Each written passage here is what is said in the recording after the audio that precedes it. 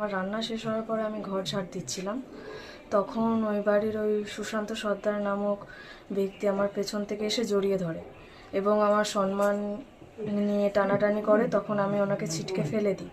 দেওয়ার পরে উনি আমাকে হুমকি দেন যে আমাকে উনি দেখে নেবে। তারপরে উনি ওনার ময়লা ফেলার প্লাস্টিকে একটি বিস্কুটের প্যাকেট এবং হচ্ছে কিনা একটি খাতা আর খুচরো জিনিস যেমন বাটি এইসব ঢুকিয়ে রাখার পরে ওটাকে চোর অপবাদ দেন। তখন আমি সেন্টারে দাদাকে ফোন করে ডাকি। আচ্ছা, একটা মিনিট থামাচ্ছি। ওই দিন কি ওই সময় বাড়ির অন্য লোকজন ছিল না? না, কেউ ছিল না, উনি একা ছিলেন। কখন গিয়েছিলে ওখানে? ওখানে আমি সকাল 7টার সময় কাজে ঢুকেছিলাম। আমি 8 ঘন্টা ডিউটি করতাম। বাড়িতে লোকজন থাকে না এই সুশান্তবাবু? বাড়িতে না, কোনো লোকজন থাকে না, ওরা সবাই বেরিয়ে যায়। 8টার দিকে ওই বাড়ির বউ বেরিয়ে যায় এবং ছেলেও বেরিয়ে যায়, আর 9টার দিকে ওই বাড়ির কাকিমা উনি বেরিয়ে যান, যে ব্যক্তি তার বউ।